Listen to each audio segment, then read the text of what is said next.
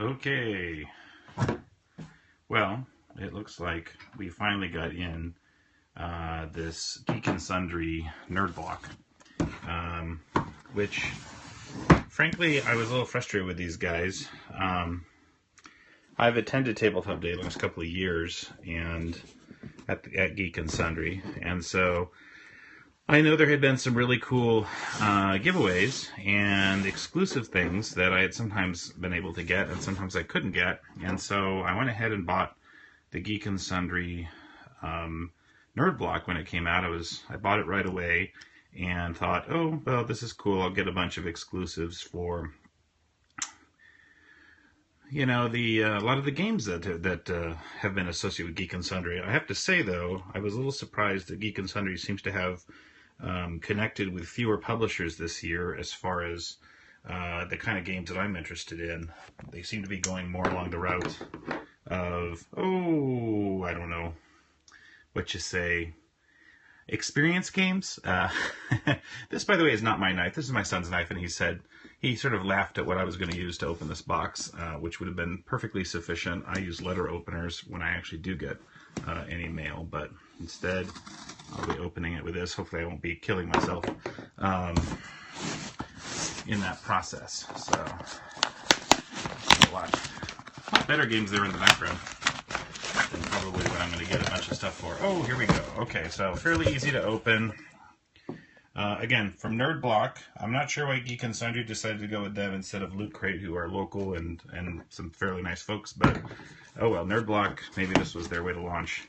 So, look what you get. You get I played more games, Tabletop Day for 2016. Presumably in my size. I sincerely hope so. Whatever the big one was, that's, I'm sure, what I asked for. So, what else do we got here?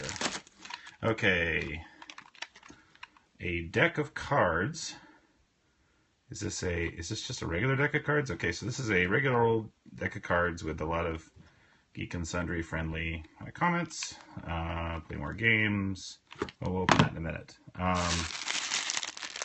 the heck is this? Okay, well, this is we'll come to that in a minute. Oh, look, pencils. Not that I do much writing. I'm a pretty digital guy, but pencils. Embrace Your Weird, Felicia Day. Very nice. So we all like Felicia Day. And Will Wheaton's D6. Okay. Tabletop Day. Oh, ha ha ha. Very funny. We spared no expense so you can experience rolling the Wheaton way for yourself. All ones. I know how he feels. Very nice. Okay. What is this? No Survivors. Okay, no survivors and no notes either. So I guess that's a notepad. Twitch TV, Geek and Sundry. I don't really watch a lot of the Geek and Sundry shows. I'm sorry to say, but I assume that's associated with one of their shows. Presumably some kind of gaming thing, and that's why it's in a gaming nerd block. But we'll see. Magic the Gathering. Well, this looks like the kind of stuff I'm always expecting that these nerd blocks and these loot crates have that nobody really wants, which is kind of stuff that has been created that I'm not sure why Magic the Gathering players necessarily want these figures, but I guess they figure that nerds of my age just love action figures regardless of whatever. I don't know. So this is the kind of throwaway stuff that I've always expected was going to be in these nerdy kind of blocks, these loot crates and all this business, and that will probably go into the, I don't know what bin, the please take it away from me bin. Geek and Sundry, bumper sticker, not a bumper sticker guy, but okay. Okay. Dungeons and Dragons Shadow of the Vampire comic book, okay, from IDW. Not really a comic guy, I'm a gamer, I bought this for game stuff. A little low on the game stuff so far. And what is this? I can buy more stuff? Okay. Okay, Critical Role, it looks like. Oh, sorry, Critical Role. Okay, well, is that a game? That's a gaming thing? Okay, well, Critical Role, Geek and Sundry. Okay, I mean, I'll give it a look. Again, I was looking for promotional things that go with things. What is this? This is an advertising thing for what I just got. Not too useful. Oh, it's an explanation of everything we got. Oh, there we go. Will Wheaton's die. D6. That's fun. Yes. Shadows of the Empire Critical Role variant. Okay, so featuring the cast of that. Well, okay, so that's a thing. Pencil set. We saw that. Bumper sticker. Sure. No survivors. Notepad. Jot down your progress notes. Of course, that is if you don't use Evernote. Geek and Sundry playing cards. Regular old deck of cards. Okay. Magic the Gathering figure, whatever. T-shirt. Yes, we expect to... Oh, so this is the other thing that's in here. Geek and Sundry player tokens and velvet pouch. Next time your friends venture into the unknown, you can use these exclusive character tokens. So warrior, bard, wizard. Those don't seem very board gamery. So this is not a very board gamery kind of thing. I was hoping for promos and cool stuff from various board games, and I don't think I really got that. And frankly, this Nerdblock was a little on the pricey side. It was like $40. I think it was like $40 all told. Yeah, it does. What's his name? Seems to be more RPG. Definitely not how it was sold, but then again, you know, maybe in my rush to order, I didn't pay attention to the fact that maybe they said something like that. That was something that was much more interesting to them. Okay, I guess so. So there you go. That's what you got in the Nerdblock. I'm nonplussed. Probably don't take refunds, but you know, I'll enjoy my Will Wheaton die because that's funny. But you know, I don't know. That's about that. Okay, so put that aside, and I've got one more. Ooh. I said to myself that we already have too many Star Wars games. You can see we have some ships over there for X-Wing, which we just don't play as much as we should. We have Imperial Assault, also kind of hiding over there. Yes, we need to play at some point. I totally agree. I said I wasn't going to buy this thing, but you know, I went down to Dice House Games down in Fullerton last week. I was trying to run and get a gift for my brother-in-law for his birthday, and I had contacted them just beforehand to ask if they had copies of Nitwit, which is Matt Leacock's lovely new kind of categories with Venn diagrams game, which there's a review of on Boardgame Babylon. And when I got there, a couple minutes late, the guy, I should really get to know his name because he's super nice, but the guy who owns or runs or works at, I don't know, Dice House Games actually stayed open a little later so that I could get down there and buy these games. And then he had Rebellion on the new shelf, and so I couldn't resist. I went ahead and spent the ransom and bought it anyway, even though I said I wasn't going to buy any more. And it just was too appealing to me because my son is so excited by Star Wars games. And again, we play X-Wing, we're playing Imperial Assault a fair amount. We're playing the Risk, Star Wars Risk game. We played that too, which is kind of a, I think people have described it as sort of a poor man's version of Queen's Gambit. And it's not bad, actually. It plays, you know, in like 35 minutes. And it was fun. I mean, it's, you know, it's not going to light the world on fire, but for a game called Risk, it's pretty good. So this, on the other hand, is something else. It retails for like $100.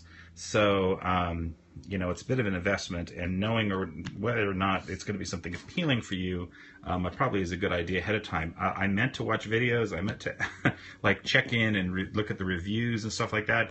Did none of that. Just went and impulse bought it. So, this may not end up being something that is suitable for me. Look at that giant box. It's really, really thick. Because it is sort of a long game, but also I've heard it mentioned as being similar to War of the Ring, which is a game I quite like. I haven't played as many times as I would like, but I quite like. And so I am keen to see this one. There you go, your nice catalog. Whatever. Learn to play, rules reference. I do like it when games of this size give you quick start rules. Although, to be perfectly honest, I will probably not read these until I've watched at least a couple more videos on it. I did watch this morning what's his name? Tom Vassell and I can't remember his buddy who's next to him. They watched their Miami Dice version of this. Watched part of it this morning, and saw them dump out the parts, which just always makes me kind of sick to my stomach because I can't stand abusing games like that. But they did actually explain it pretty well, pretty quickly, and it does seem like it's fairly approachable. So we'll see. It's nice that they have, again, ready to play and also rules references there. But there you go. There's the setup there for the Rebel Alliance, for the Galactic Empire. Obviously, you're going to have to keep track of your ships. And if I understand correctly, there's sort of different types of dice to be able to do the damage on those things. You know, obviously there's certain ground vehicles as well as vehicles that are going to be in the air. And oh, look at all that beautiful art. You know, I am not a fan of the standee. This is one of my whiny complaints about Dead of Winter, which is an otherwise terrific game. I don't really like those standees, though I love, you know, the 3D figures. But these standees, I mean, if you look closely, these are not still images from the movie or anything like that. This is actually art, and the art's actually really good. I've noticed Fantasy Flight stepping up their game, I think, in the art lately, and these look pretty good. You know, a lot of the classic characters. Obviously, these are leaders that you're going to have in the game, and they are going to be on little standees, and you know, they get punched out, as well as obviously got some planets and other things there. But great to see all these kind of secondary characters being used. So, all right, well, that's a big old board. Put that down there. And, okay, lots of cards. Lots of smaller cards. I'm feeling very Imperial Assaulty at the moment, which sort of is frustrating at times when there's multiple colors, size of cards. It has 2 boards. Oh, we'll check. I really wanted to get to this, which is, look at all the toys. The toys. And look at that nice deep thing with lovely, you know, Starfield inserts. Oh, I like different colored dice. You know, one of the things I love about Imperial Assault and Descent is that that mechanism of using the different colored dice and with the variable types of hits and things. Very fond of that. What's his name's game? Stephen Glenn's game that has all those dice variant things is pretty cool too. I love the idea of using dice in an interesting way after dice were banished from Eurogames for so long, and now they're back and they're more interesting than they were before. And the uses of them from people like, you know, Kevin Wilson and Rainer Knizia and especially Stefan Feld. Really, it's cool. I love to see that they've been rehabilitated in an interesting way. So you can see obviously some different hits, some black dice, some red dice. Looks like they've got the same kind of symbols on them, so I think they're about the same as far as how they kind of work. There's all those little stands for the various heroes, leaders, whatever they're called. And oh, look at all the toys. So, my gosh, this is a big bag of toys, and it's very appealing. Okay, so much for me commenting about dumping out the things. Right from the get-go, look at that. Super Star Destroyer. It's lovely. It's gorgeous. It's really nicely done. So you got your Super Star Destroyers, you got a regular Star Destroyer. It looks like it needs to have a little bit of construction going on that. Yeah, on the top of it there. Is that? Yeah, there you go. So there you can get it together. Well, I'll put it together in a minute. So nice and Star Destroyers. Ooh, ATSTs. Very nice. Very interesting. I like the look of them. They're nice and clean. AT-ATs as well. Very cool. Obviously, want to deploy those all over the place. And what else have we got? Oh, tiny TIE fighters. Very nice. Lots of little tiny TIE fighters. And Stormtroopers. Obviously for your ground troops, very nice. Stormtroopers, actually, they look really good. A little too small, I think, to paint, particularly for my wife, who is already balking at the size of Mice and Mystics figures, as well as my Imperial Assault figures. These are even smaller scale. I never remember what those scales are, but this is like what, 15 millimeters versus 25? Who knows? I don't know that. Somebody else can comment on that. That's the Imperial stuff, other than, ooh, looks like the Death Stars. There's multiple Death Stars. Looks like those are going to come together very nicely. So cool. And looks like in construction Death Star. That is really cool. In construction Death Star. I like that a lot. I have to put that together in various pieces. Oh, here we go. So here's some of the construction of the pieces that need to go together. Very nice. I think that's really cool. And so then on the Rebel side of things, you got, I assume that's a Mon Calamari ship. I don't know what that ship's called, but that looks pretty cool. I was always a big fan of Admiral Akbar as a kid. He's one of my favorite characters in Return of the Jedi. In fact, the only Star Wars character I've ever dressed up as was Admiral Akbar back when I was in high school. Ion Cannon, very nice. I forget what this is called, Blockade Runner or something like that. I don't remember what they call this ship. One that gets blown up at the beginning and where Princess Leia gets captured. Of course, the X-Wing, very nice. That's just another one of those.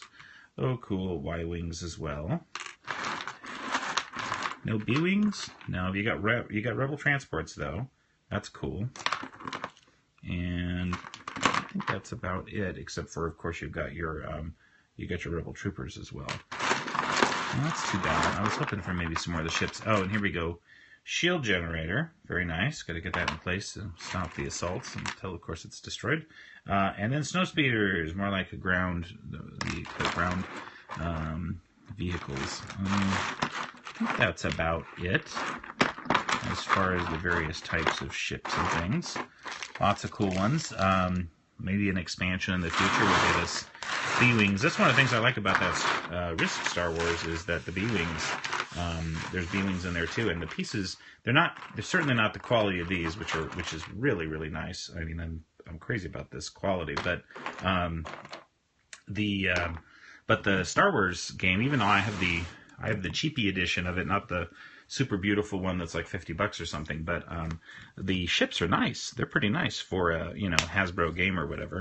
And I think I got that from somebody like Rick Baptist, I think, at the last convention for like $12 or something. So pretty nice pieces for that. Even if you don't like the game and you want to build your own Star Wars game, there's an opportunity to be able to do something like that with all those beautiful ships. Alrighty. So actually, this again, it's not a bad game at all. I've never played Queen's Gambit. I keep talking to a friend that saying I'm going to do it sometime. I really do want to try it, especially now that I'm interested in the system and know that it is kind of a card-driven war game kind of thing going on. Oh wow. Okay, so here's the big reveal on the board. Yeah, somebody said it was 2 boards. It is 2 boards. Wow, this is big.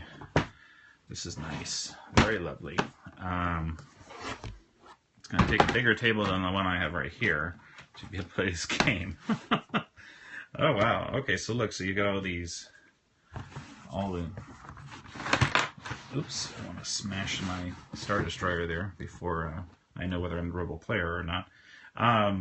So my understanding is that the game, this is a game track for the turn track, and at the other end of it is is the sort of Rebel indicator, and that the Imperials are trying to find the Rebel base, which is hidden at the very beginning of the game, and it kind of coolly, there's like a probe droid deck, and as they send out probe droids, it kind of is like a little like Clue in that it gives you an idea of which of these planets the Rebel base is not at. So the sort of Imperial player, as they activate more probe droids, they draw from the deck, and the one that's missing from the deck, of course, is wherever the Rebel base is actually hidden. So that's kind of cool. And then as the turns progress, the Rebels are also doing things to move their cause forward. And if the turn marker and the and the Rebel marker, I guess, meet, that's a Rebel victory, as opposed to a victory from the folks on the Imperial side, which would come from actually finding out where the rebel planet is and then going there and, either blowing it up or, taking it over, whatever it is. So, but that's the sort of very basic way of doing that. And then there's missions that you're able to kick off with your leaders and with your various ships and troops.